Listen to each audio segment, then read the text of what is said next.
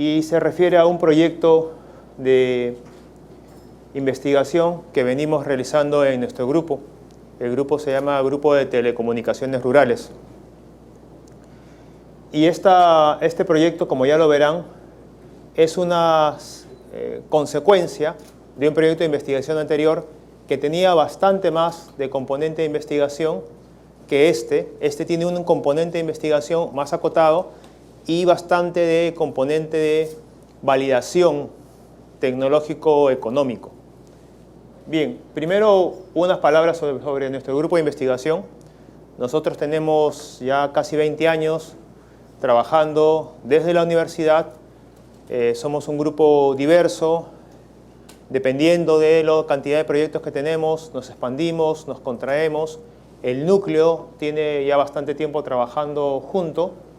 Y lo que tratamos de hacer es hacer investigación, innovación y desarrollo en general en TICs, en particular en tecnologías en redes inalámbricas, pero con un objetivo primario, no el único, pero el primario es tratar de mejorar la calidad de vida de las personas que viven en zonas rurales. De ahí viene nuestro nombre.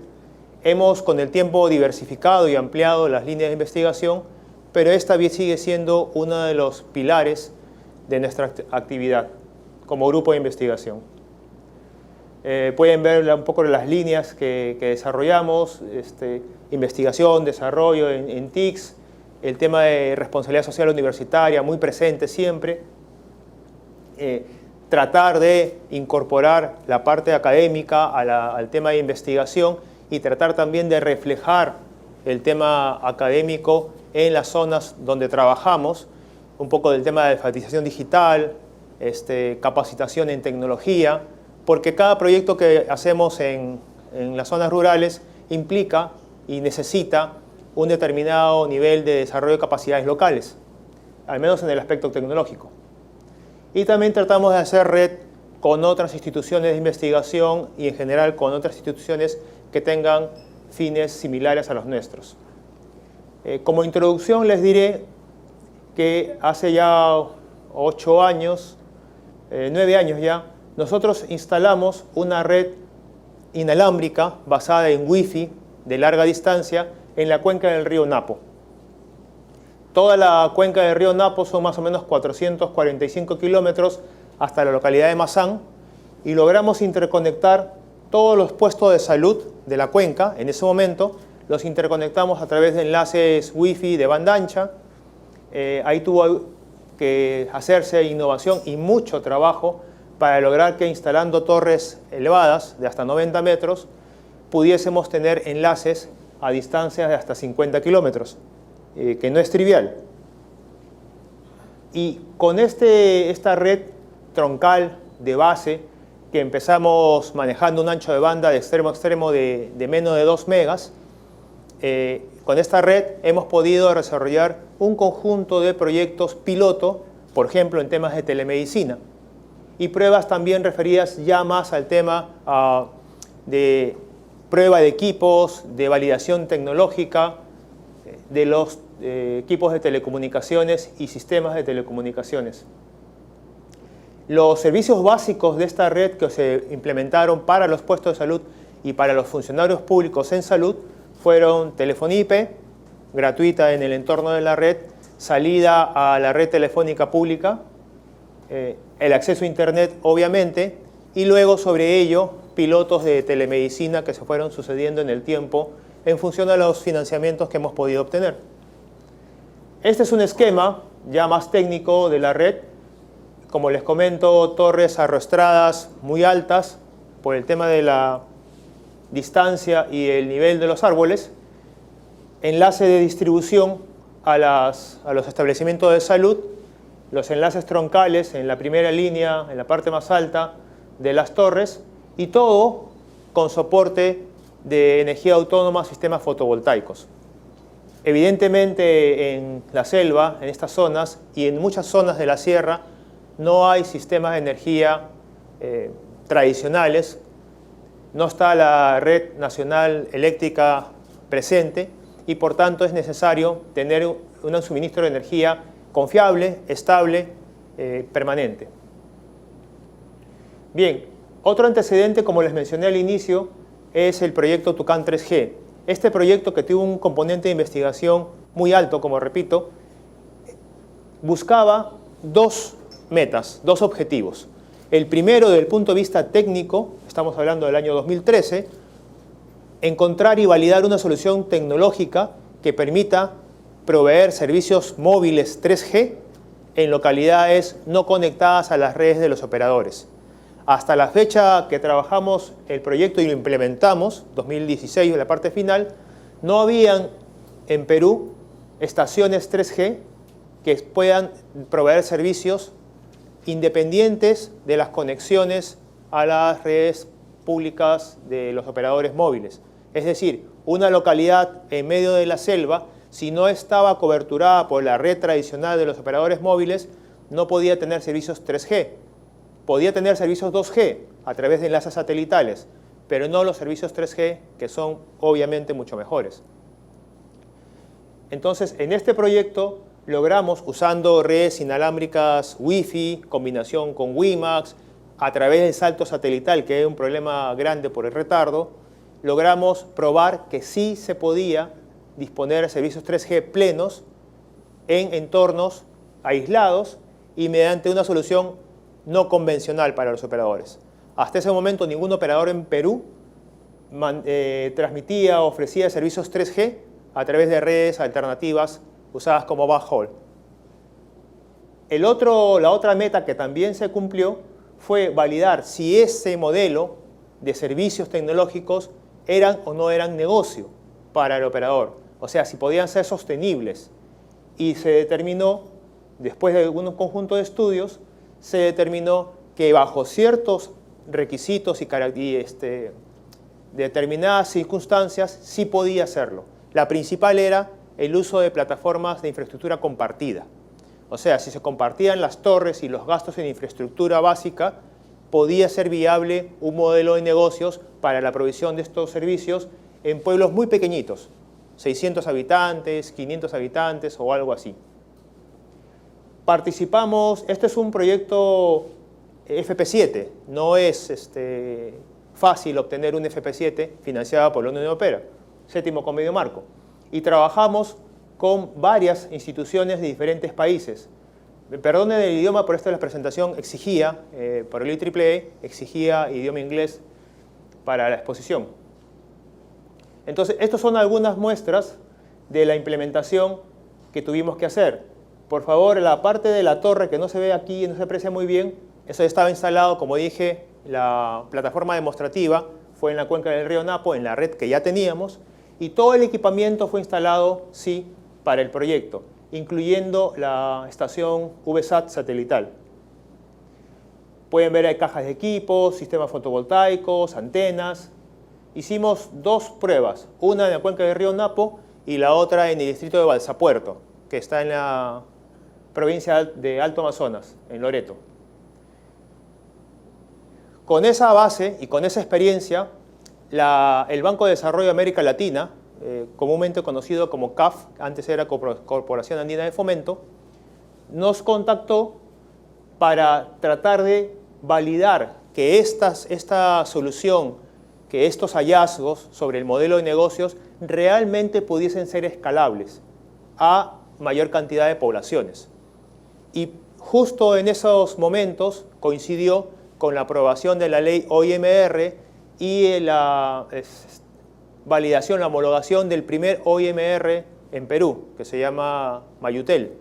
OIMR es un operador móvil de infraestructura rural, figura que no existe en otros países de Latinoamérica y que en Perú ha implicado una innovación en el tema de regulación y que fundamentalmente lo que refiere es una empresa pequeña con la autorización, con la concesión de ser OIMR, puede ir a pueblos que no tienen servicio móviles, poner una estación base móvil con sus bajo su costo de su propiedad y con esa estación base interconectarse con la red de un operador móvil que tiene la concesión, la licencia del espectro.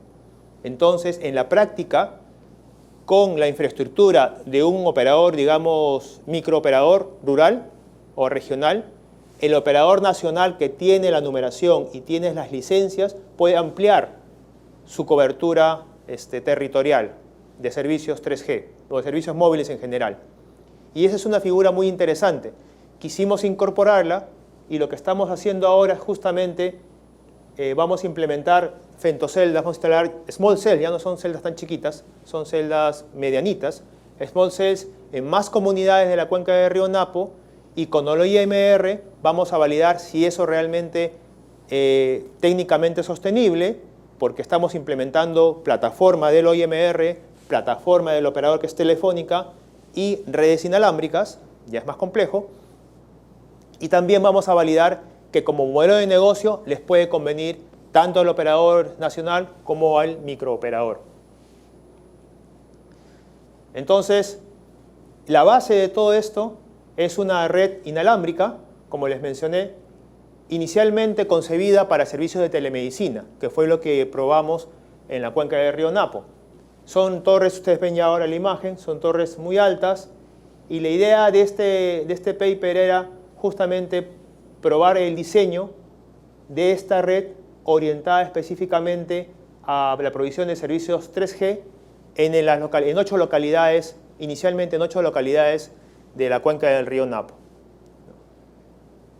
Usábamos tecnología 802.11n y los servicios son brindados, porque ya está activa, 4 celdas están activas y 4 más están instaladas pendientes de activación. Los servicios los brinda el operador que es Telefónica. Este proyecto va a tener un periodo de evaluación de 1 año.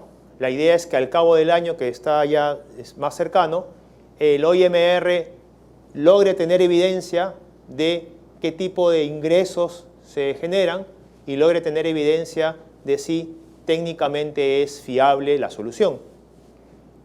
Hasta ahora está bastante bien el tema y la idea es poder compartir la infraestructura, y eso es una solución un poco más compleja, nos ha resultado, poder compartir esa infraestructura existente con el OIMR y con la red de salud de la provincia del Napo. ¿Por qué? Porque ya estaba siendo usada para salud. Entonces tenemos sobre el backhaul, sobre la red troncal, tenemos una parte, digamos un tubo separado de uso de ancho de banda para los servicios de salud y para telemedicina, y otro tubo separado para los servicios móviles operados por distintos actores. Uno es el OIMR, que ve todo el tema de servicios móviles, y el otro es la red de salud de la cuenca del río Napo, que tiene sus propios servicios y tiene su propio acceso a Internet. Tuvimos que probar diferentes equipamientos para garantizar por lo menos un ancho de banda que permita todo eso. Tenemos actualmente mínimo 50 megabits por segundo en enlaces de 39, 50 kilómetros, que no es poco, y ya estamos en las últimas pruebas obteniendo cerca de 80 megabits por segundo. Esta capacidad, si bien no es tan grande como la que ustedes pueden leer en los datasheets de los equipos, es real, está probada y está testeada. En los datasheets de los equipos, que hemos probado muchos en realidad, ustedes ven velocidades en condiciones ideales. Y cuando ven la curva de desempeño de los equipos con respecto a la distancia, por ejemplo, van a ver normalmente se ve una degradación apreciable en distancias más largas, ¿no? Entonces, hemos probado a 40, 50 kilómetros diversa cantidad de equipos y nos quedamos, en este caso, con unos equipos de la marca MikroTik, NetMetal, el modelo, porque tenían el mejor desempeño y tenían la mejor relación costo-beneficio, ¿no? Hay equipos muy grandes, efectivamente, que pueden tener un mejor desempeño, pero que en el costo-beneficio no encajan en el modelo que podríamos plantear como negocio para microoperadores. Esta es una lista de ubicaciones y de los enlaces inalámbricos. Pueden ver ustedes, las alturas de las torres y las distancias relativas, en este caso 25 kilómetros, 50 kilómetros, y hay una variedad, ¿no? Y las torres, algunas son bastante altas. Tuvimos que hacer elevar algunas torres para poder establecer estos servicios porque era insuficiente el tamaño que tenían para incrementar el ancho de banda, los accesos y demás. Bien, el diseño, básicamente, características del diseño. Estamos hablando de, por ejemplo, usar MIMO 2x2, de antenas de gran ganancia, de enlaces que por lo menos nos permitan un margen de 10 dB, que en realidad es mayor para tener estabilidad. Y estamos hablando de equipamiento, como les digo, todo es MikroTik en el enlace troncal y hemos tenido dos modelos mayormente usados dependiendo de la ubicación del nodo. En 5.8 el ancho de canal normalmente es 40, hasta ahora no hemos tenido necesidad de variarlo. Y este es un esquema, bueno, un poco más genérico de la red, cómo ha sido diseñada y ya implementada.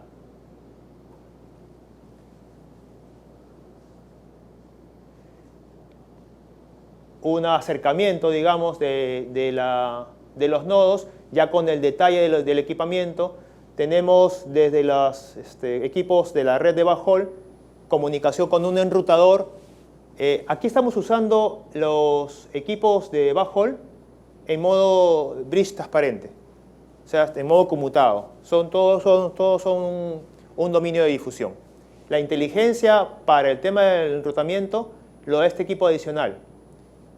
Y de este equipo salen las celdas y salen los equipos para la distribución hacia los puestos de salud.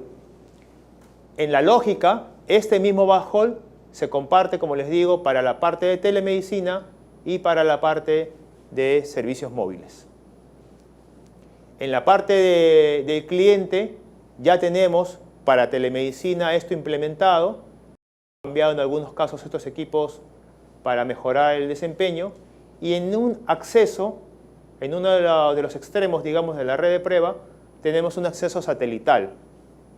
Si bien nuestra red llega hasta Iquitos y el ancho de banda hasta Iquitos es bastante bueno, la idea no es probar con Iquitos, porque ya es parte de la red nacional del operador.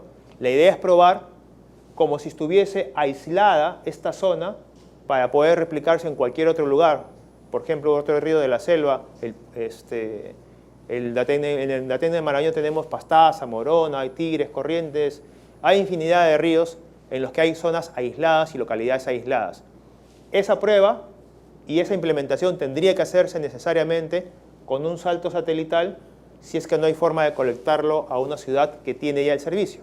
Y es por eso que es importante probarlo en esas condiciones. Bien, se planteó trabajar con dos tipos de celdas móviles, de estaciones base, si quieren decirlo así. Una de la marca Parallel y otra de la marca Huawei, para ver cuál tiene mejor desempeño. Las Parallel ya están instaladas y operando, y las Huawei están instaladas y pendientes de activación. El diseño, como les dije, contempla una complejidad, porque el controlador de femtoceldas, por ejemplo, de las Parallel, está dentro del core de Telefónica. Pero el OIMR tiene su propia plataforma de control, de monitoreo y de gestión. Entonces estamos hablando de dos plataformas distintas de operadores que se interconectan, y además de la plataforma de la red de backhaul que les mostré hace un momento. Entonces, esa complejidad nos ha llevado a trabajar un poco y muy de la mano con ellos, pero se ha logrado, como les digo, ya la provisión de servicios en los equipos Parallel. Estamos probando también si el RNC de Parallel puede incorporar equipos de otros fabricantes, que sería interesante. El RNC es el controlador de las femtoceldas. Bien, el diseño de la red, lo que les mencioné del OIMR, ellos habían estimado, para el diseño tenemos que hacer estimaciones con la información de tráfico que manejan los operadores, ellos habían estimado estos anchos de banda necesarios para los servicios móviles, en uplink y en downlink, y también se requería para el tema de la red de telemedicina este ancho de banda neto. O sea, parece poco, pero es 100%, es neto. Entonces, no es tan poquito como pueda parecer. Teníamos algunas consideraciones de diseño. Se previó poner 2 estaciones satelitales, una a cada extremo de la red. Ahorita está implementada una, después pondremos la otra. En caso de fallas o cortes, cada parte de la red podía salir por lugares diferentes, sin tantos inconvenientes. Y podríamos manejar tráfico más o menos interesante. Esta es el diseño, digamos, el esquema de la red, con todos los puestos de salud, las localidades que finalmente estarían implicadas, aunque no en todas, estarían conectadas las celdas, ¿no? Este es el tráfico que se consideró necesario para todos los establecimientos de salud. Bien, y algunos temas ya más técnicos, se evaluó qué alternativas de operación teníamos. Finalmente, hemos trabajado, por ejemplo, con OCPF, ¿no? Por temas de simplicidad y porque se pueden configurar diferentes puertas de enlace. Además, es una tecnología que ya manejamos desde proyectos anteriores, y las pruebas con MPLS, BPLS, tuvieron algunas complicaciones que eran complicadas de manejar. Entonces, para poder tener diferenciación de tráfico, se ha tenido que trabajar un poco. Ya se tenían experiencias anteriores de, por ejemplo, marcado de paquetes, y se ha tenido que usar esto combinado con otras técnicas para poder obtener una separación real del tráfico, que era muy importante. Toda la red de telemedicina tiene su propio servicio de acceso a Internet que lo provee la Diresa Loreto, y manejan un tráfico que es crucial. En algunos casos es vital asegurar por lo menos la voz o videoconferencias que pueden levantarse por temas de emergencia. Y por eso la separación era muy importante. Y la priorización del tráfico se ha hecho en función de los servicios. Más allá del tema de telecom, nosotros hemos tenido que diseñar e implementar todo el soporte de energía y de sistemas de paneles fotovoltaicos y sistemas fotovoltaicos, ¿no? Ya con el conocimiento de los consumos y los requerimientos, pues se diseñó sistemas fotovoltaicos para tener al menos 3 días de autonomía, y normalmente nos damos una relación de carga-descarga de 1.2 o 1.3, si es posible, dependiendo de la condición, porque, como en todo proyecto, la limitación de costo, de gasto, existe. Entonces necesitamos tener un compromiso entre la seguridad de tener más carga que descarga, dicho de forma simple, y la inversión que se puede tener para ello.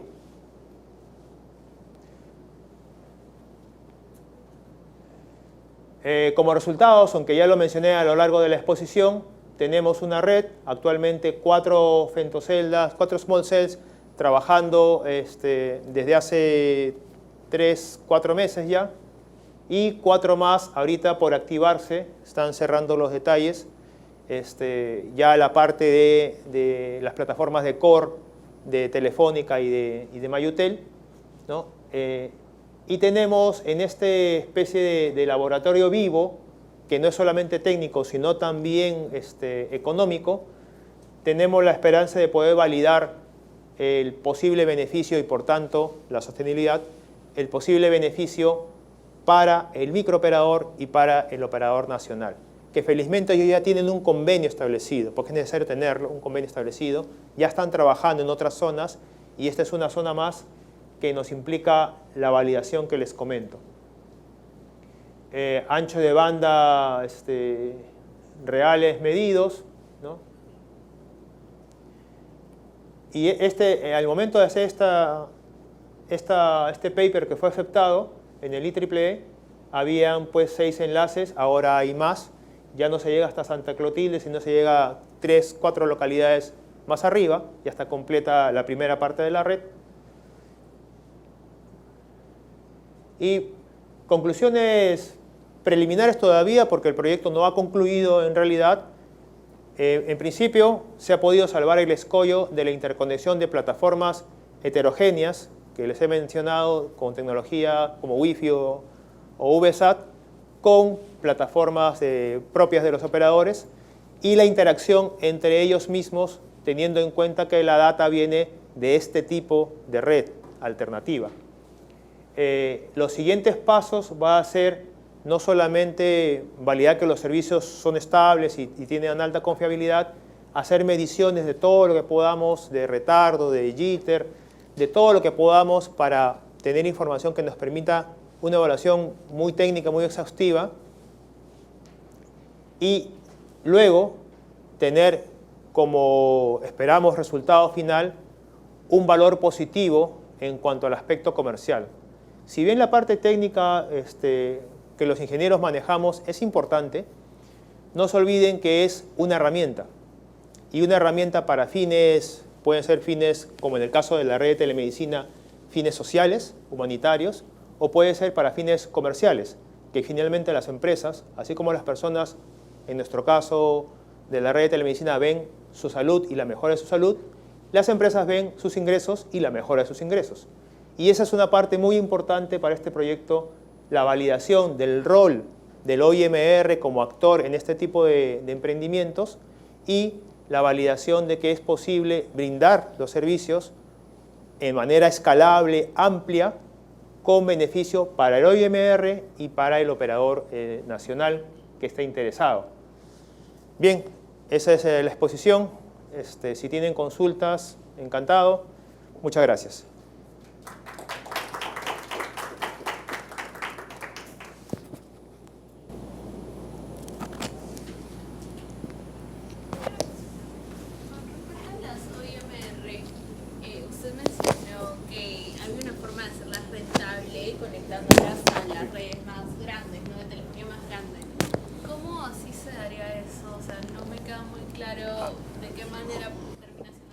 A ver, no, creo que no me he explicado bien. Son dos cosas.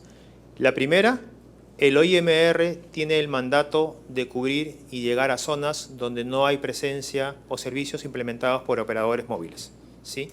Entonces, ellos tienen la obligación, y el operador también, de interconectarse para poder pasar los servicios del operador a través de la infraestructura del OIMR, que es un microoperador, y eso llega a los usuarios, ¿sí? Ellos lo hacen planteando objetivos y teniendo un estudio de mercado en las localidades que son su objetivo, y lo hacen en la idea de que va a haber suficiente tráfico como para que sus costos sean cubiertos, ¿correcto? Pero normalmente eso es en zonas que pueden conectarse directamente al operador, ¿no? O en zonas con el uso de estaciones satelitales. En la selva, fundamentalmente en la Amazonía, hay muchas poblaciones dispersas y poner una estación satelital en cada población no necesariamente es la mejor solución. Teniendo infraestructura existente, como la red NAPO, infraestructura de telecomunicaciones existente, una alternativa, que es la que estamos tratando de validar, es infraestructura compartida, que puede existir o se puede implementar, y esa compartición de infraestructura reduce costos y abarca muchos lugares. Y eso les puede permitir tener un modelo de negocio rentable, válido y replicable. Entonces, un poco esa es la idea del proyecto, ¿no? Validar la parte técnica, que bueno, ya está en servicio, y validar la parte económica, pero trabajando con el OIMR, porque es el actor fundamental según la legislación para zonas como esta, que están aisladas. ¿Sí? Sí. Una consulta. ¿Qué tal? Para la interconexión entre las torres, cuando evaluaron la parte de fibra óptica, evaluaron el hecho de poder pasarla por el río de repente, ya que están cerca de la... Esas torres las implementamos en el año 2008. En esa época solamente había unas pocas experiencias de fibra subfluvial que estaban trabajándose en Nicaragua, y bueno, en Europa habían otras. Tratamos de ver ese tema, pero no era muy fácil porque en Perú no había experiencia y los costos indicados por la empresa, ahorita no me acuerdo el nombre de la empresa, pero es una empresa que vino aquí, incluso conversó con el FITEL, eran prohibitivos. O sea, era muy caro instalar fibra subfluvial en ese momento. Entonces, debe ser un tema técnico económico y legalmente no hay ningún impedimento de pasar la fibra por el río, ese tipo de es que en teoría no hay impedimento, aunque la normativa de esa época no te hablaba de fibra subfluvial, no se mencionaba. Ahora el FITEL ya se ha aprobado, ya se ha aprobado un proyecto para atender fibra en los ríos de la Amazonía. Y esa sería la solución final en el tema de ancho de banda, por lo menos para Iquitos. Pero en esa época no existía y la información que teníamos de costos era pues, muy elevada. Entonces, la solución más económica, más accesible y más rápida era el tendido de redes inalámbricas. Y además, debo agregar algo. Esas soluciones que nosotros veníamos implementando desde el año 2002, con redes inalámbricas en zonas de selva y zonas de sierra, es válida y los proyectos regionales nos dan la razón. Porque si bien hay niños de fibra, la capilaridad a los pueblos más pequeños es a través de redes inalámbricas, ¿no? Son más costo efectivas. Sí.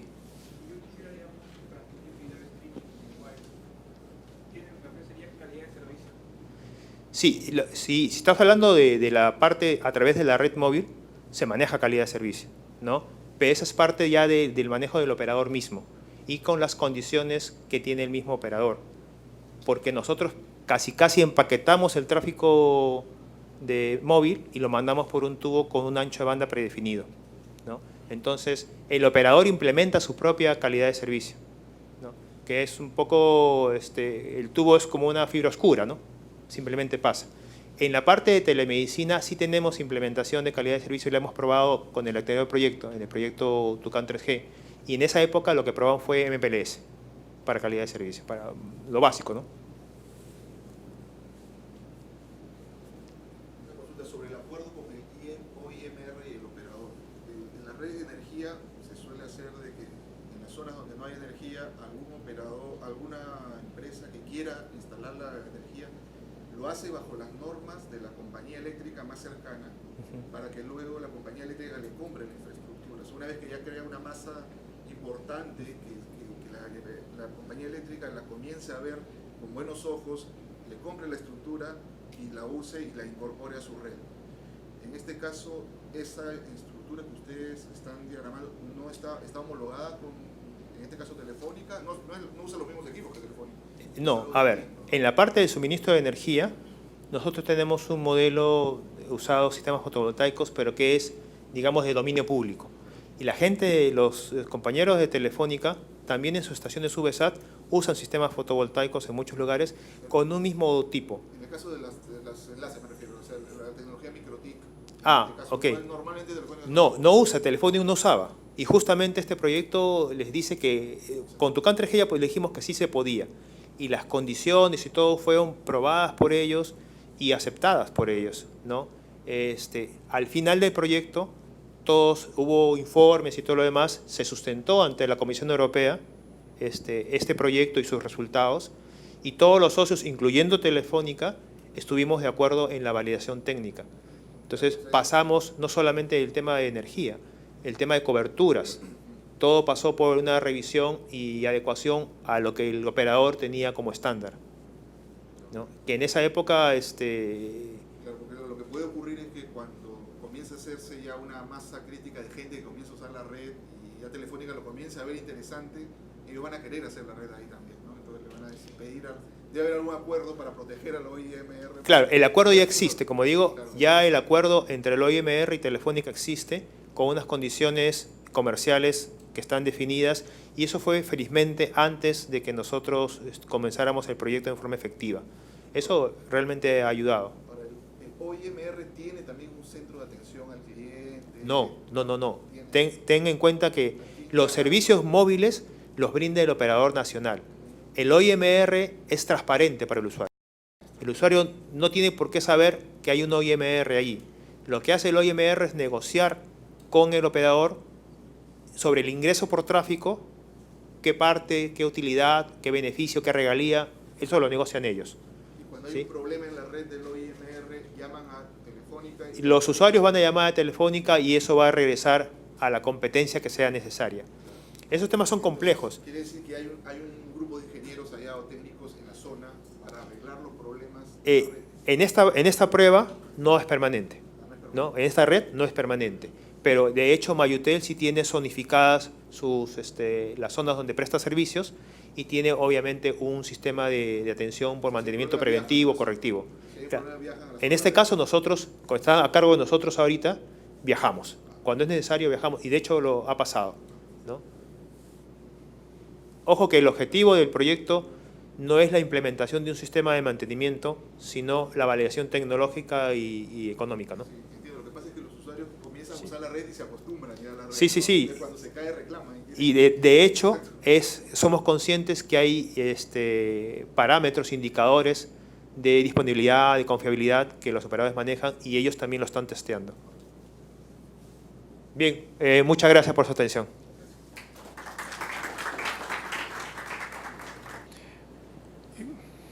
Me toca a mí presentar a mi grupo de investigación, que es el grupo de Internet de las Cosas, el IoT-PUC. Hemos dividido la presentación en dos partes, una general introduciendo el trabajo que realiza el grupo y la segunda que tiene que ver con un proyecto específico que está encaminado, que es un proyecto de Smart Grid para el campus universitario y que estamos trabajando en este momento. Mi nombre es Ángelo Velarde, soy el coordinador del IoT-PUC, ¿no? Soy profesor asociado de esta casa de estudios y el grupo es un grupo multidisciplinario, ¿no? Que cuenta con profesores e investigadores de diferentes áreas, electrónica, telecomunicaciones, matemáticas, comunicación, psicología, ¿no? La parte de ingeniería eléctrica también. Entonces, vamos a pasar a la primera presentación, que la voy a hacer yo, ¿no? Un poco retomando la pregunta que siempre ocurre, que es ¿qué cosa es y qué no es Internet de las Cosas? ¿No? Por favor, la siguiente.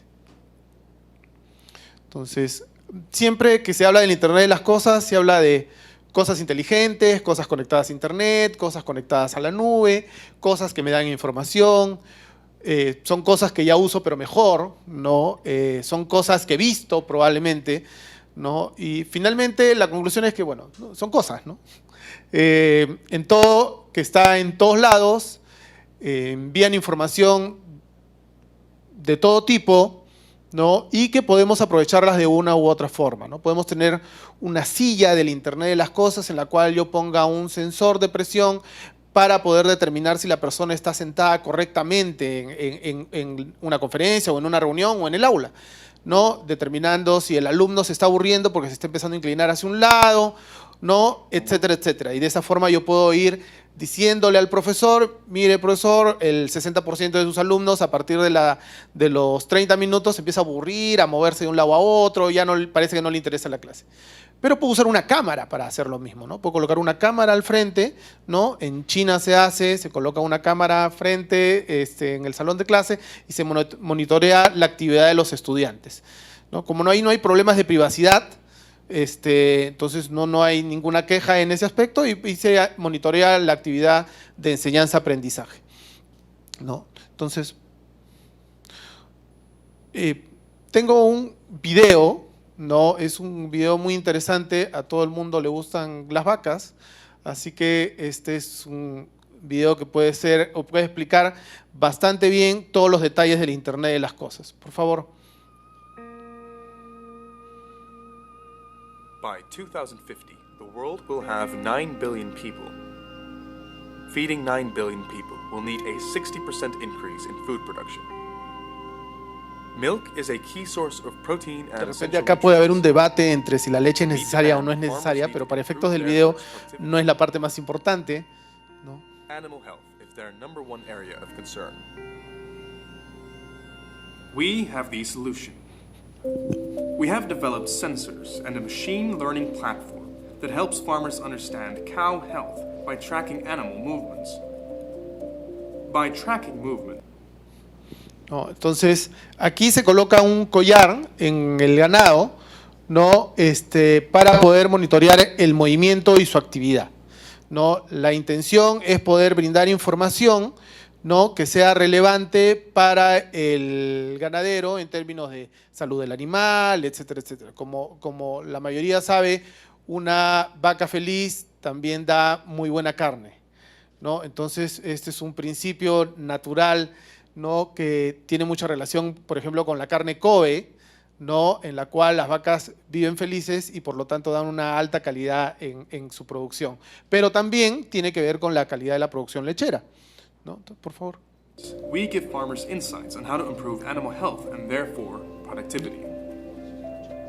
We're a technology company that's building hardware sensors and cloud-based analytics platform. It's the fusion between sensor hardware and machine learning at cloud scale.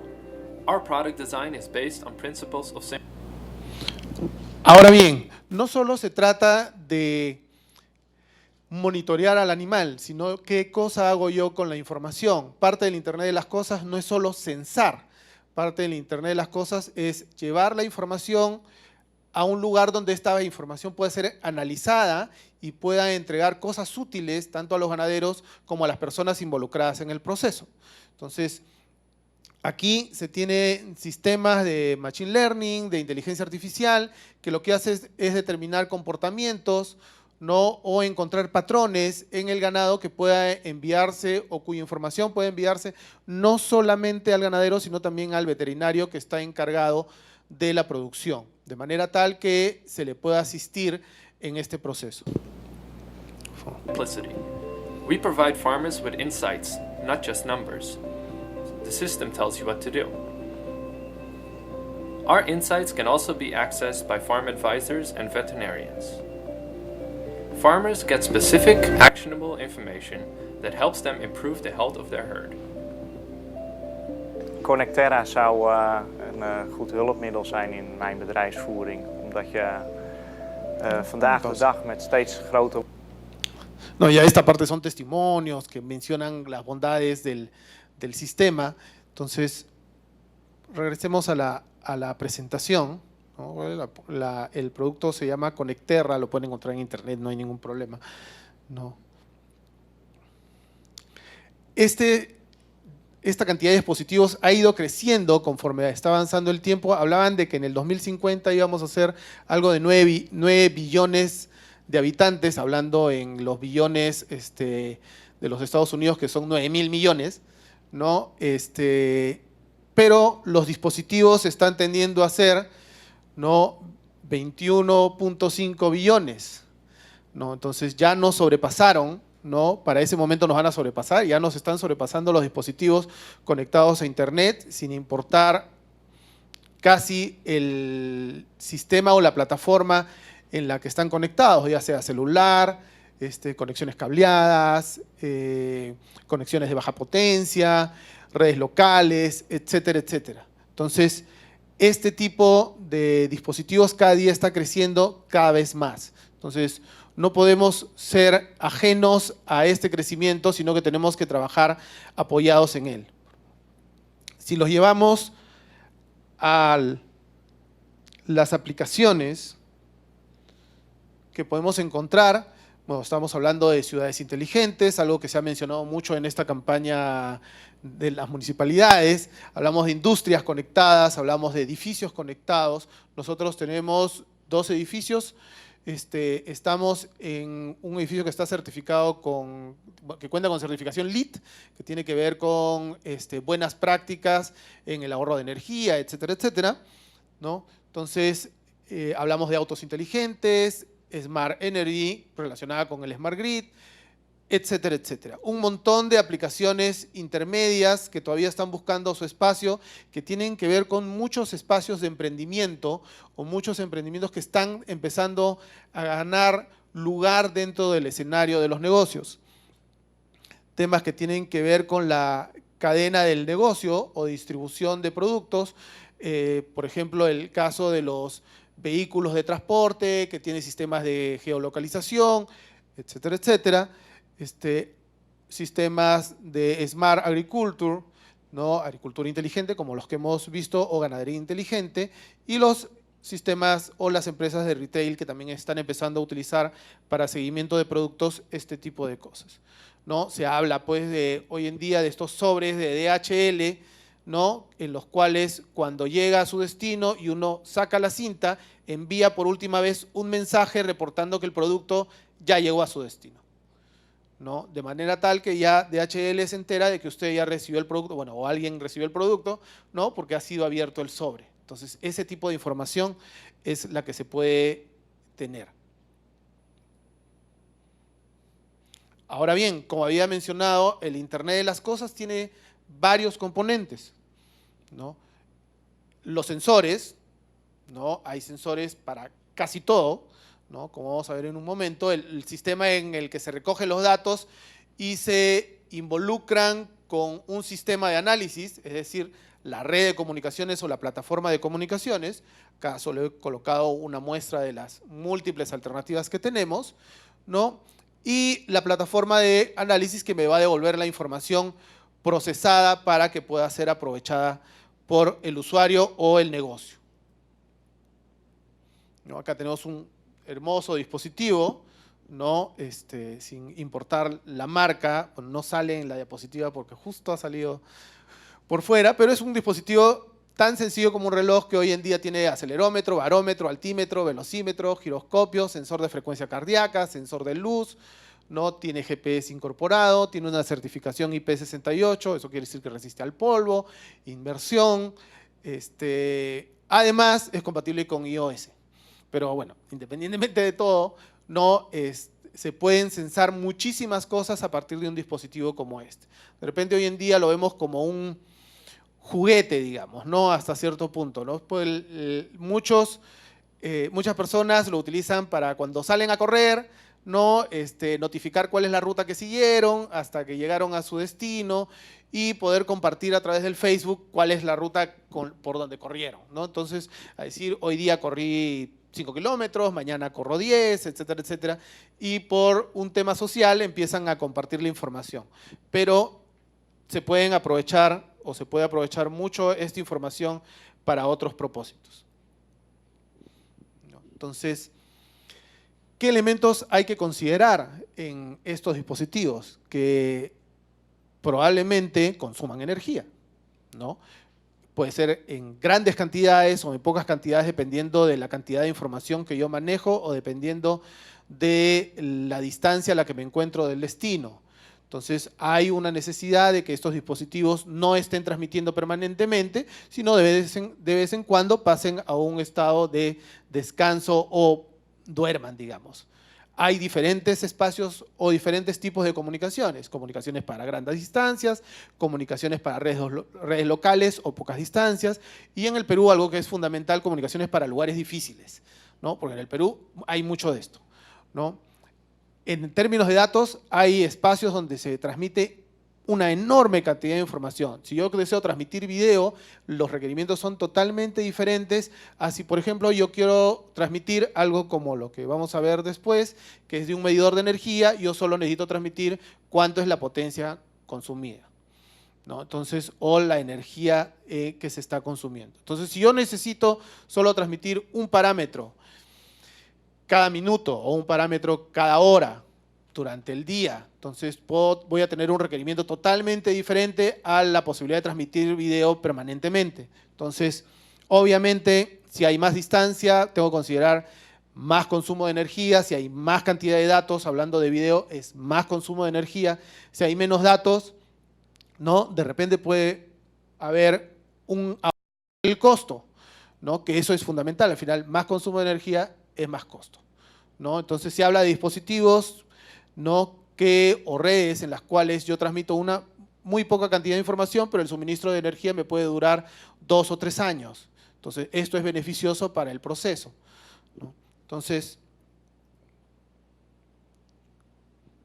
y como les mencionaba, hay muchas opciones. Tenemos Wi-Fi, que es bastante conocido, localmente funciona para diferentes propósitos. Tenemos una red móvil que cada día crece más, ¿no? Tiene una excelente cobertura, bueno, excelente, dependiendo, no vamos a discutir del operador ni nada de esto porque no viene al caso, puede ser una alternativa interesante para ciertos volúmenes de información. Hay otras propuestas como LoRa, Sigfox y otros que tienen ciertos parecidos, que buscan tratar de hacer eficiente la relación costo-beneficio en términos de cantidad de datos y en términos de consumo de energía.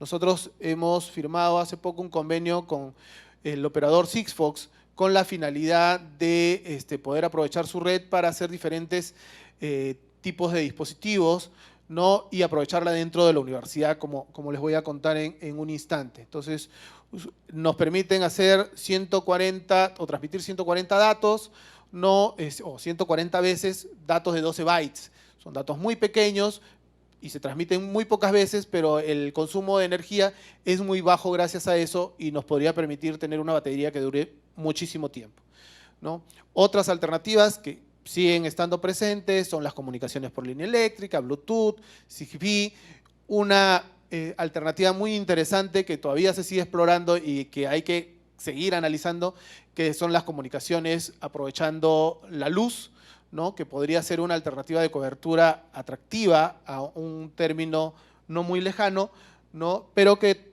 todavía no ha terminado de aterrizar en este aspecto. Entonces, luego de haber analizado diferentes casos y debido a que nosotros estamos trabajando inicialmente en el tema de la aplicación del Internet de las Cosas en el monitoreo de energía, hemos establecido un orden o unas pautas para poder introducir este tipo de tecnologías en las organizaciones. Entonces, es clarísimo que es fundamental conocer el proceso, ¿no? Dos de nuestros investigadores, ¿no? Están vinculados directamente con empresas relacionadas al sector eléctrico. Y esto nos ha permitido conocer muy bien el proceso para saber qué cosa es lo que hay que medir, qué otros elementos se pueden medir adicionalmente y hacia dónde mirar cuando tengamos los datos en la mano, ¿no? Entonces es fundamental conocer los procesos con los que se desea trabajar. Otro elemento fundamental es ver qué cosas se debe medir. Las cosas que se pueden medir pueden depender de las normas, que nos digan, tienes que medir esto, esto y esto, porque te pide el Ministerio de Energía, o pueden ser muchas otras cosas, ¿no? Yo he puesto un ejemplo de algo que yo estoy realizando, estoy monitoreando algo tan esotérico, por decirlo de alguna forma, como es la presión sonora y la velocidad de desplazamiento de un pistón. ¿Cuál es el propósito? El propósito es trasladarlo a lo que son parlantes, audífonos, etcétera, etcétera, y ver si puedo cambiar a la larga las condiciones de la sala o de una sala como esta utilizando sistemas de Internet de las Cosas. Es un poco hacia eso estamos yendo. Pero originalmente este es un proceso de medición en el cual se utilizan equipos de diferentes marcas. Esta es una marca Brüel & Kjær. Cada dispositivo cuesta alrededor de unos 2.000, 3.000 y va creciendo en dólares y va creciendo hasta el láser que cuesta alrededor de unos $20.000. Entonces, bueno, no es que todo lo pueda medir, ¿no? Y bueno, casi todo se puede medir, pero hay que ver qué cosa es lo que me conviene medir, ¿no? Viendo la relación costo-beneficio más adecuada, ¿no? Yo puedo colocar sistemas de este tipo para medir vibraciones en una empresa minera para poder hacer diagnóstico preventivo de fallas, porque dependiendo de las vibraciones yo voy a encontrar cómo se van excitando los modos de las estructuras y a partir de ahí yo puedo saber si va a haber alguna falla en un tiempo determinado. Pero el costo de los acelerómetros, el costo de los equipos de análisis para poder hacer una medición permanente podrían llegar a ser prohibitivos. Y yo no puedo parar un proceso minero. Yo no puedo decir un ratito, voy a hacer una prueba, paren el proceso 1 hora, porque eso es carísimo, ¿no? Me sale más caro parar el proceso que probablemente hacer la medición, ¿no? Entonces, hay que analizar perfectamente y hay que conocer el proceso hasta el punto en el cual yo pueda saber qué cosa debe o puede ser medido y a qué costo esto se puede realizar y si finalmente me conviene, ¿no? cuáles son las alternativas de comunicación con las que cuento, ¿no? Hay múltiples opciones, depende de las características de los datos.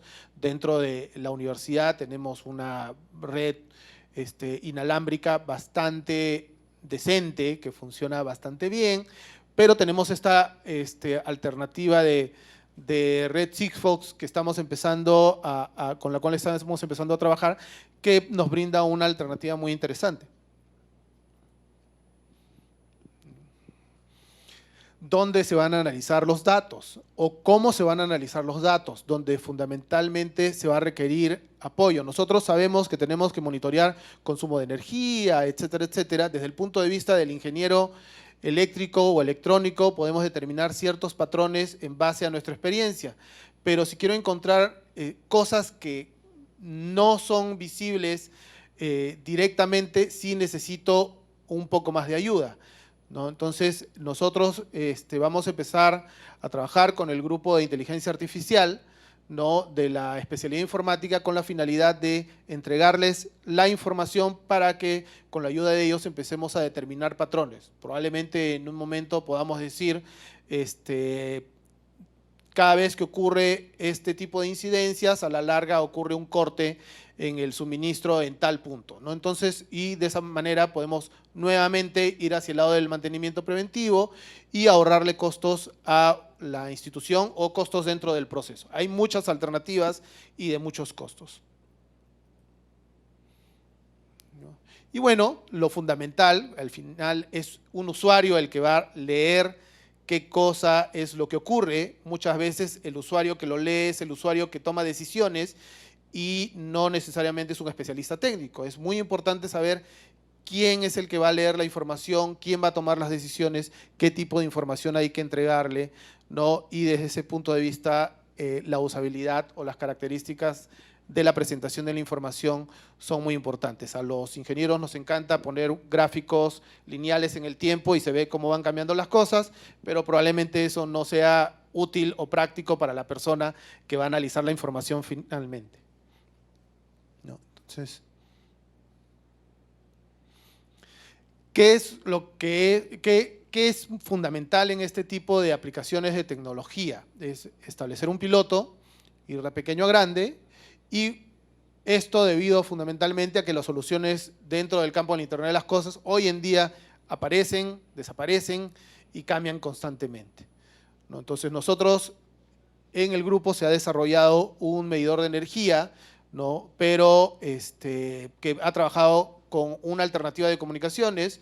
Tanto LoRa como Sigfox han aparecido mientras se ha estado haciendo el desarrollo, y esto cambia un poco las reglas conforme uno va avanzando. Entonces es importante ir de a pocos y estar analizando permanentemente qué es lo que se desea hacer. Entonces, dentro de este proceso se han presentado una serie de preocupaciones que son muy importantes.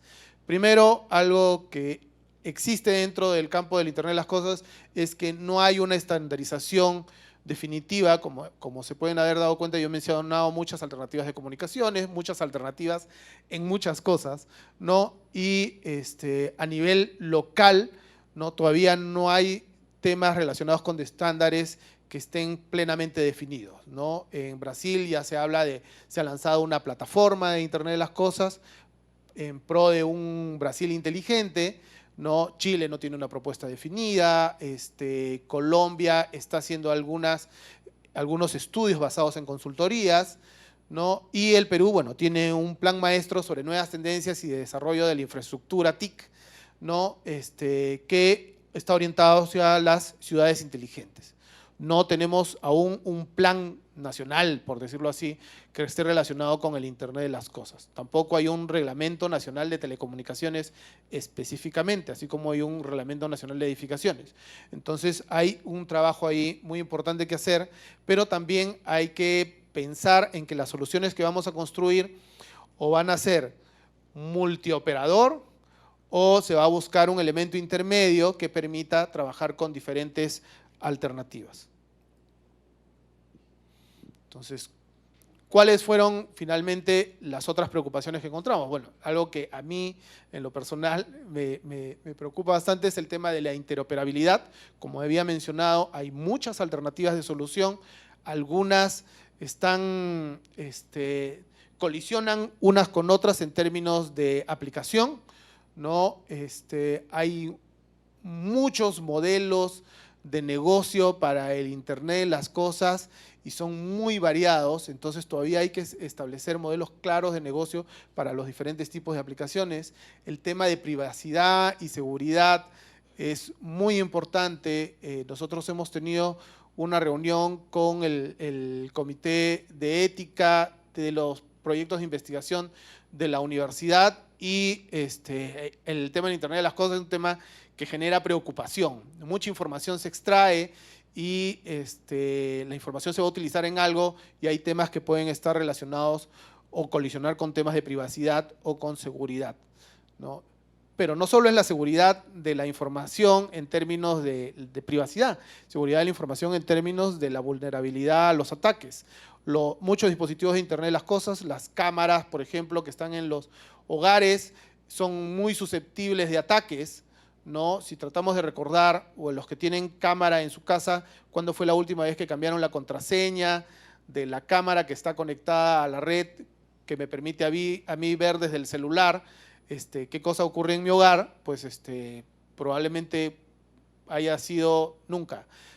O se cambió cuando instalaron la cámara y de ahí nunca más se volvió a tocar, ¿no? O simplemente se dejó la contraseña por defecto, ¿no? Entonces, ese tipo de cosas también hay que considerarlas porque muchos ataques a nivel mundial han pasado por dispositivos de Internet de las cosas para atacar otro lado, ¿no? Finalmente, no ha sido la meta obtener la información de mi hogar, sino ha sido la meta atacar a alguna empresa muy grande, saltando por redes de cámaras, etcétera, etcétera, ¿no?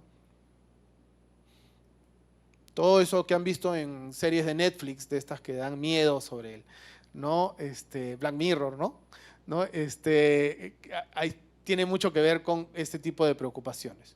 Entonces, dentro del grupo, ¿no?, hemos establecido algunos elementos para plantear proyectos tanto dentro de la universidad como hacia afuera, ¿no? A partir de este análisis de lo que se puede hacer o cómo es que hay que organizar el trabajo para implementar o aplicar el Internet de las cosas, ¿no?, hemos planteado un esquema de trabajo. Entonces, bueno, el grupo tiene desde marzo, no somos un grupo bastante joven en ese aspecto, ¿no? Como les mencioné, es un grupo que está pasando por el desarrollo de dispositivos, pero también por temas de investigación que tienen que ver con la arquitectura de los dispositivos en sí, ¿no? Es un grupo multidisciplinario, ya mencioné que tenemos comunicadores, psicólogos, etcétera, etcétera, porque nos interesa ver los diferentes aspectos de la tecnología, ¿no? Y bueno, tenemos este convenio con Sigfox que nos va a permitir un poco modificar las características de la información que queremos recolectar. Para poder establecer una línea de base, digamos, de lo que queremos hacer, el proyecto con el que estamos empezando, o que ya lo tenemos empezando desde hace un tiempo, ¿no?, y justo tiene relación con el sistema de monitoreo de energía, es el PUC Sensable Campus Lab. Nuestra intención es monitorear todo lo que se pueda monitorear dentro del campus universitario, ¿no?, y optimizar el uso de los recursos dentro de la universidad. Si podemos monitorear la energía y mejorar los hábitos de consumo de las personas que utilizan la universidad, ya tenemos un ahorro en ese aspecto, ¿no? Entonces, si podemos monitorear los espacios y cómo van siendo utilizados a lo largo del día, podemos optimizar el uso de los espacios, llámese las aulas, laboratorios, etcétera, etcétera, ¿no? Y analizar el comportamiento, como les mencioné, el de los diferentes servicios para poder generar ahorros es la meta. El primer proyecto con el que estamos empezando es Smart Grid PUC, ¿no?, con la finalidad de realizar la medición y el estudio del consumo de energía, ¿no? Y el otro proyecto con el cual estamos trabajando es un nombre, en realidad no es el AquaPUC, porque nos interesa medir los hábitos de uso del recurso agua dentro del campus universitario, ¿no? Por ejemplo, los sistemas de regadío que hay dentro de la universidad. Se riega en algunos casos por inundación, en otros casos se riega por sistemas de aspersión. Entonces hay que hacer un monitoreo para saber si efectivamente se está usando adecuadamente el recurso y ver cómo cambiar justamente los hábitos de uso. También se han hecho algunas intervenciones en el pabellón V, se han colocado pantallas para poder anunciar o indicar el uso de cada uno de los espacios de laboratorio. Se está trabajando para hacer uso de las bicicletas que se tienen dentro del campus y a partir de ahí hacer sistemas de monitoreo de algún tipo de las variables dentro del campus. Las bicicletas están dando vueltas siempre por la universidad y se puede aprovechar ese recurso para monitorear cosas dentro de la universidad, ¿no? Entonces, entre otras cosas que se desean realizar. Entonces, dentro del campus universitario, bueno, y quién sabe si ponemos los sensores en los asientos para saber si los alumnos están distraídos o no, como mencionaba al inicio, ¿no? Entonces, la intención es que se puedan realizar estos proyectos para que luego se pueda extrapolar hacia productos fuera del campus, porque finalmente la universidad es una ciudad en pequeño, ¿no? Entonces, eso es básicamente lo que yo les quería comentar sobre lo que está realizando el grupo, ¿no? Entonces, ahora voy a proceder a presentar al ingeniero Eduardo Wiman, ¿no? Que es egresado de Ingeniería Electrónica y que les va a contar un poco sobre estos sistemas de monitoreo. Gracias.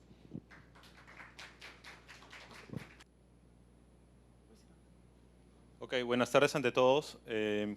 Tal y como me presentó el profesor Ángelo Velarde, soy egresado también de la presente Casa de Estudios de la especialidad en la Ingeniería Electrónica.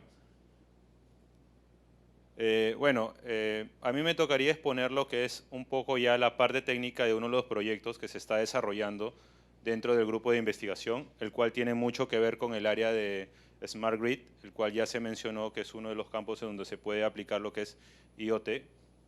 Entonces, este proyecto que se está desarrollando nace de una presente tesis ya realizada por mi persona durante pregrado, el cual era también la dinámica bastante parecida. Por lo tanto, entonces ahora se busca este producto realizado bajo esta investigación ya llevarlo un poco más al tema ya de producto final, un poco más visible, un poco más bonito, más agradable para el usuario final, ¿no? A ver, unos segundos.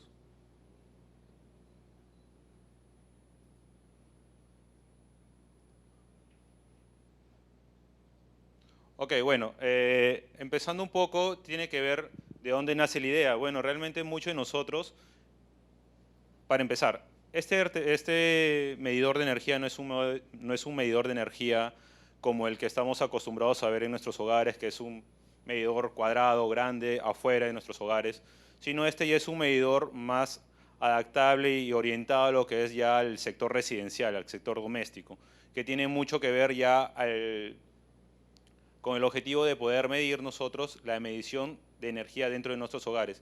¿De qué manera? Puesto de manera ya un poco más individual, puesto que este medidor de energía está orientado a lo que es poder medir el consumo de energía eléctrica de cada artefacto doméstico.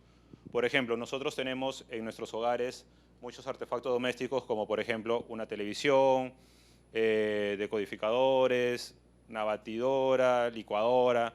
Entonces tenemos muchos artefactos domésticos, ¿no? Sin embargo, nosotros la única manera de poder ver nuestro consumo mensual es ya mirando nuestro recibo de luz, perdón, nuestro recibo de energía mensual, que por ejemplo en muchos de nosotros, supongamos, nos da 120 soles mensual. Entonces nosotros sabemos que estamos gastando 120 soles mensual haciendo uso de energía. Sin embargo, no sabemos cómo lo estamos gastando. Puede ser de repente, la terma está prendida mucho tiempo, no sé, muchos calentadores dentro de la casa, los niños están de repente viendo demasiada televisión. Puede ser diversas y puede variar bastante de acuerdo al hábito de de cada familia, ¿no? Entonces, el objetivo es poder brindarle al usuario la información a la que actualmente la única manera de saberlo es mirando un recibo de energía eléctrica mensual, o también de repente, si somos más curiosos, poder acceder a la placa eléctrica, bueno, a la placa con datos de cada uno de los artefactos y hacer de repente un estimado de, a ver, de repente consumo 2 horas diarias de televisión por la cantidad de corriente, por la cantidad de potencia que consume, tenemos ya un promedio de kilovatios hora, ¿no? Que podemos hacer diario, lo proyectamos a 30 días y podemos tener un promedio, no exacto, pero de repente un promedio de cuánto estamos consumiendo. Entonces, se busca con esto poder brindarle al usuario la información de cuánto está consumiendo cada artefacto doméstico. Este medidor de energía se proyecta a ser desarrollado para que sea no invasivo, del tamaño de mucho de lo que nosotros conocemos como supresores de tierra, para que no sea del tamaño tan grande, puesto que vamos a ir midiendo cada artefacto doméstico. Entonces, mientras de repente carga un poco la... ¿Sí? Ya, ok, entonces, bueno, mientras que carga un poco las imágenes para que puedan entender un poco la idea de lo que les estoy explicando. Entonces, ya, ok. Entonces, el dispositivo va a seguir el siguiente esquema. Toma corriente de cualquiera de nuestras casas, que está conformado en este caso por dos conectores, perdón. Entonces, toma corriente, dispositivo de medición, enchufe del artefacto doméstico y artefacto doméstico.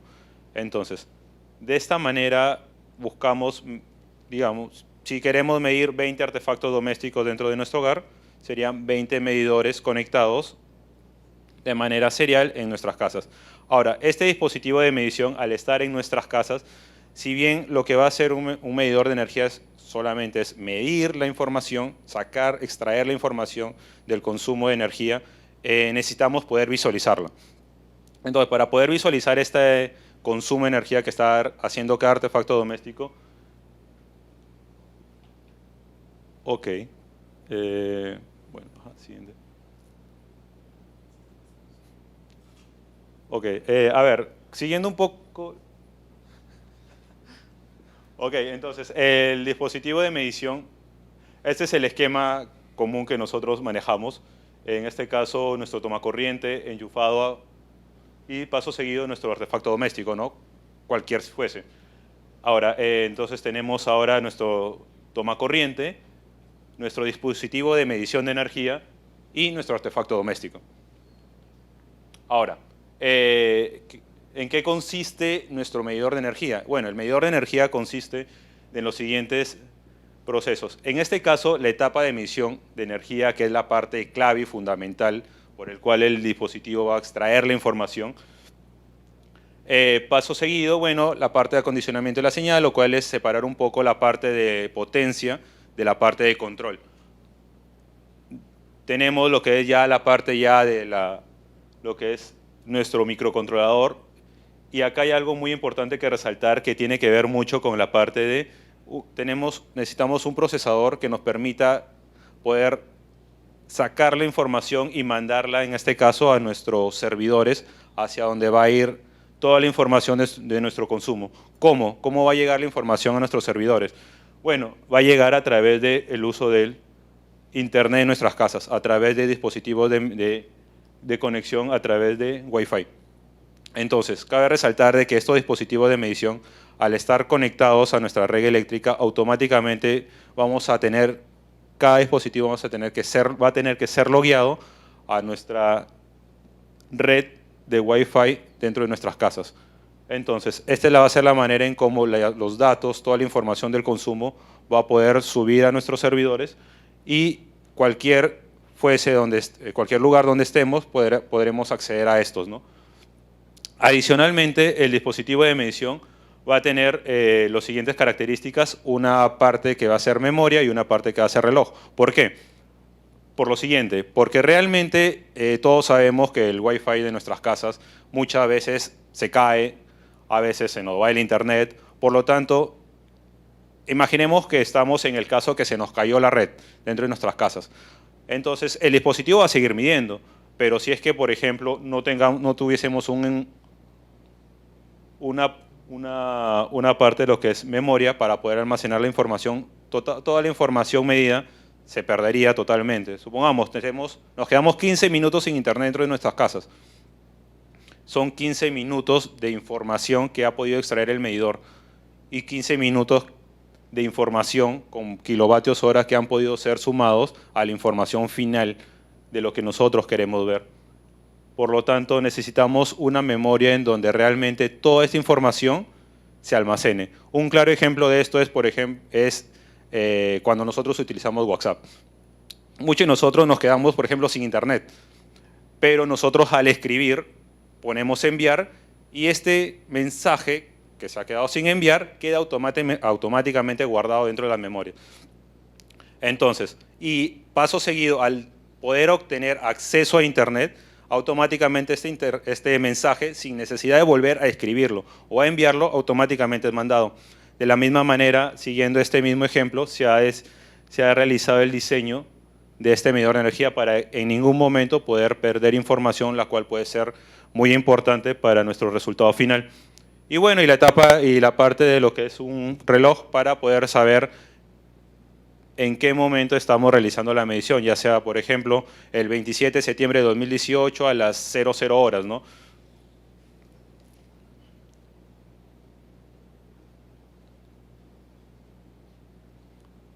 Bueno, entonces, lo que se busca ya en la parte de lo que es acceso a la red es tener nuestros medidores de energía con acceso a internet a toda nuestra red, nuestro modem router dentro de nuestros hogares y la información que tenemos de cada uno de los medidores de energía pueda ser subido a la nube y almacenado en el servidor base de datos, ¿no? Ahora, este es un claro ejemplo, acá se puede ver a detalle qué es hacia dónde se quiere llegar. Nuestros dispositivos de medición, los que tengamos instalados dentro de nuestros hogares, bueno, no instalados, sino conectados, accediendo a lo que es la parte inalámbrica de nuestra red Wi-Fi de los hogares, toda la información almacenada en los servidores y, por lo tanto, nosotros podamos ver, en este caso se muestra, por ejemplo, las 00 horas, las 0 horas con 15 minutos, con 30 minutos y así progresivamente, ¿no? Nosotros definimos si es que realmente lo necesitamos, cada cuánto necesitamos ver el periodo de medición. De repente, si nosotros no es tan prescindible medir cada 15 minutos, sino cada media hora, entonces se puede acceder a lo que es configuración y ahora la medición se va a realizar cada media hora. Si es demasiado importante para nosotros saber cuánto realmente estamos consumiendo en todo instante de tiempo, de repente ya estos periodos de tiempo los podemos reducir a 5 minutos, 1 minuto. Cabe resaltar de que mientras más corto sea el periodo de tiempo a medir, mayor información vamos a tener y lo cual es algo que se tiene que considerar mucho en la parte de lo que es diseño para el almacenamiento de la información.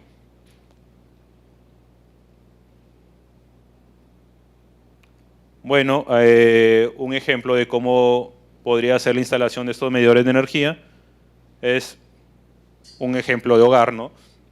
Por ejemplo, tenemos un dispositivo de medición acá en la parte de lo que es una lámparas, o de repente orientado a lo que es televisión, en el baño, o en cualquier habitación, ¿no? Donde podamos nosotros, o donde queramos realmente medir, obtener toda la información de consumo de energía eléctrica en el hogar. Bueno, uno de los resultados obtenidos,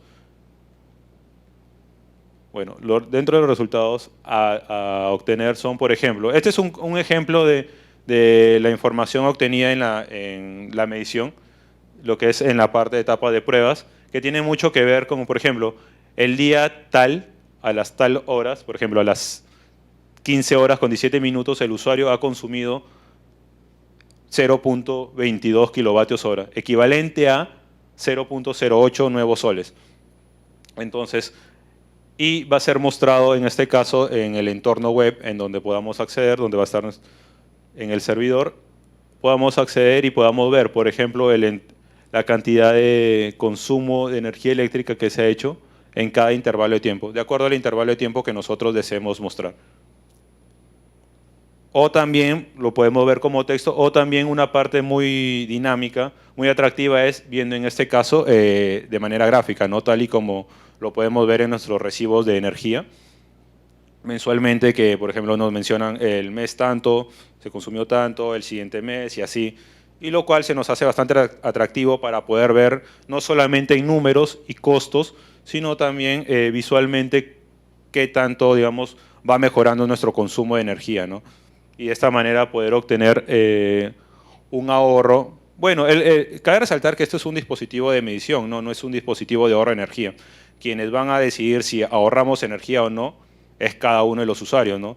Puesto que ahora ya tienes la información de cuánto estás consumiendo. Entonces ya cada uno es libre de decidir si decide ahorrar o sigue haciendo el mismo consumo desmesurado de energía, ¿no? Para lo cual no es lo ideal tampoco.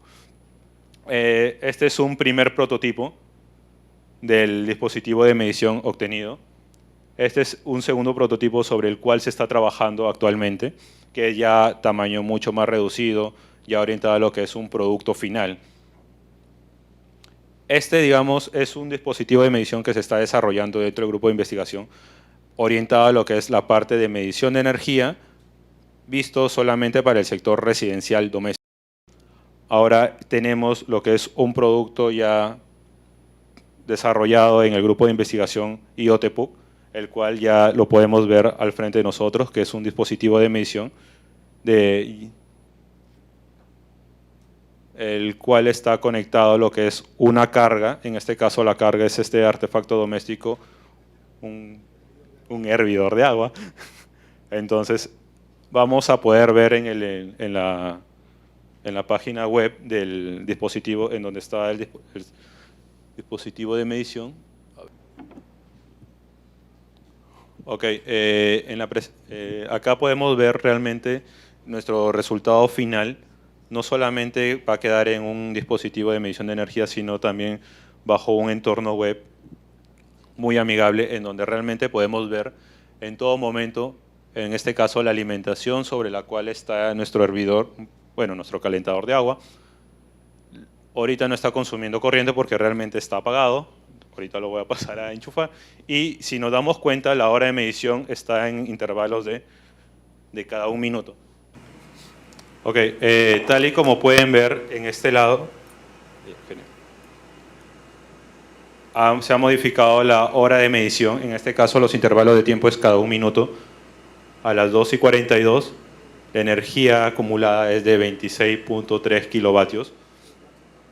La corriente, nos damos cuenta que está con un calentador de agua conectado, está consumiendo alrededor de 8.5 amperes.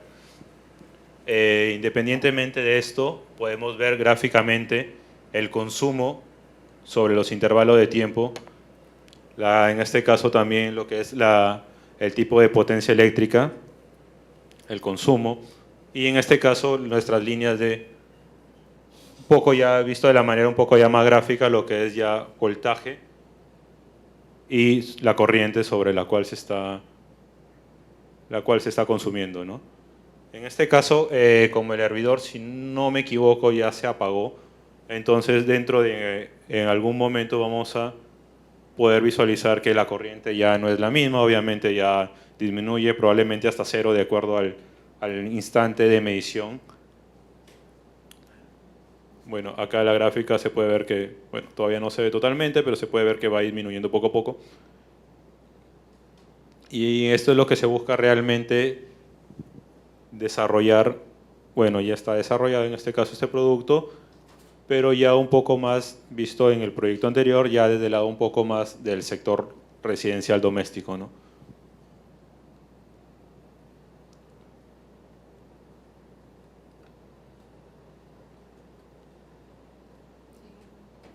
Bueno, realmente los intervalos de tiempo se pueden ser bastante configurables si queremos intervalos de tiempo más pequeños, más grandes, pero realmente en intervalos tan pequeños de tiempo nos vamos a dar cuenta que realmente la energía no varía realmente mucho. Por lo tanto, elegimos periodos de tiempo un poco más largos, ya sea 1 minuto, 5 minutos, en donde podemos ver y darnos cuenta realmente de qué manera está variando la energía, ¿no?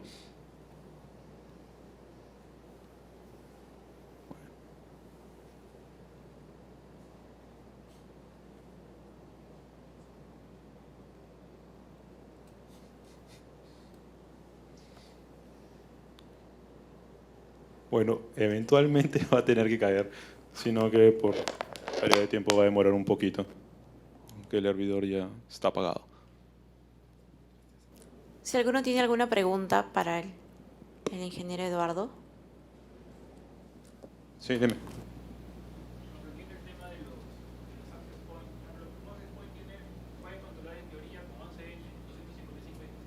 Sí, claro.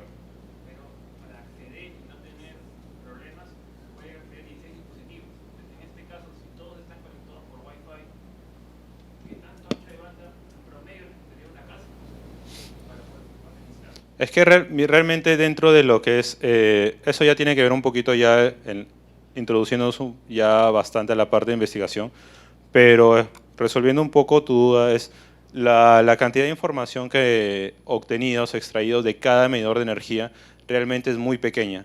Estamos hablando de alrededor de, por ejemplo, 1 byte de información por cada medición de energía. Entonces, al momento ya de enviar toda la información como paquete completo, realmente es muy pequeña.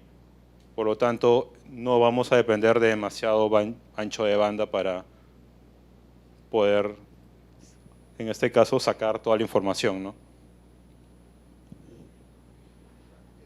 El sensor se está alimentando de la batería, ¿cierto? El sensor realmente está, bueno, dentro de la presentación había un ejemplo, había una pila, ¿no? Pero esa era una pila más que, no era para el dispositivo de medición, sino era para mantener lo que es el reloj activo dentro del dispositivo de medición. El sensor se está alimentando de la Exacto, ajá. El sensor se está alimentando dentro de la línea de la línea de alimentación de nuestros hogares. Tiene que ser bajo consumo para que... Por supuesto, claro, es un medidor que el resultado final de medición de consumo del medidor de energía es alrededor de menos de 1 vatio de consumo por medidor de energía.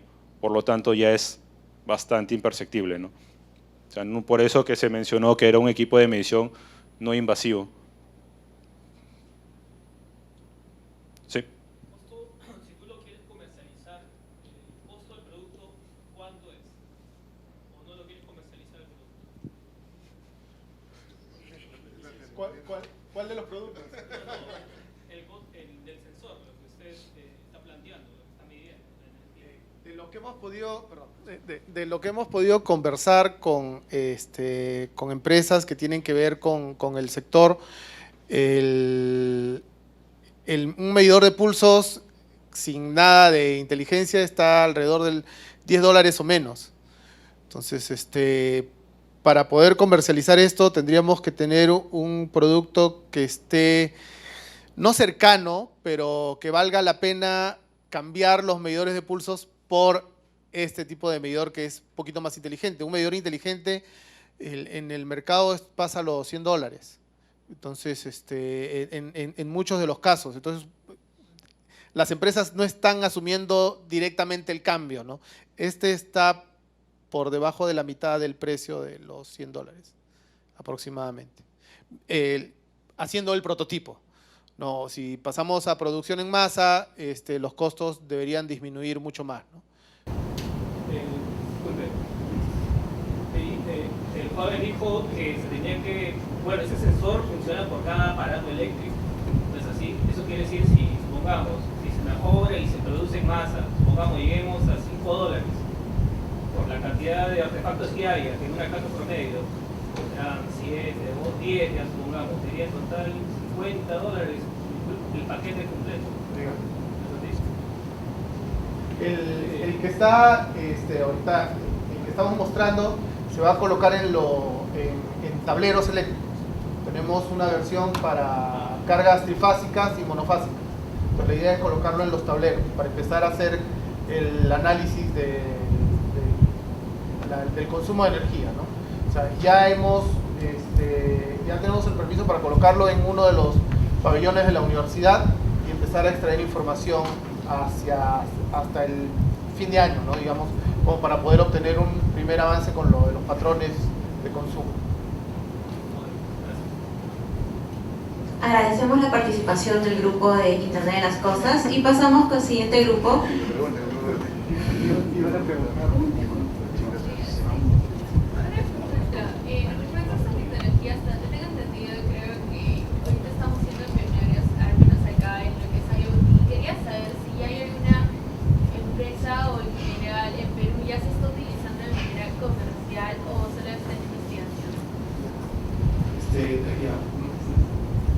La primera, no sé si es una mala noticia, ¿no? Ya, no somos la universidad pionera en Internet de las Cosas, ¿no?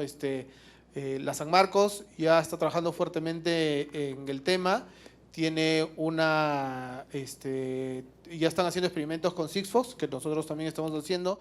Ellos ya han hecho una primera prueba con una red que se llama LoRa, ¿no? Que nosotros vamos a empezar a utilizar recién, ¿no? La UNI, tengo entendido que también tiene un grupo de investigación en el tema. Gracias a un egresado de esta universidad, estamos tratando de hacer un contacto entre las universidades para poder ver si podemos trabajar en conjunto, que es la intención. Y ya hay un egresado de esta casa de estudios que es el que ha puesto los medidores de características climáticas que están en la Municipalidad de Miraflores, que son productos IoT y son desarrollados por un egresado de acá y su equipo, ¿no? Y utilizan Sigfox. Entonces sí, ya hay empresas que están trabajando en el tema. Gracias.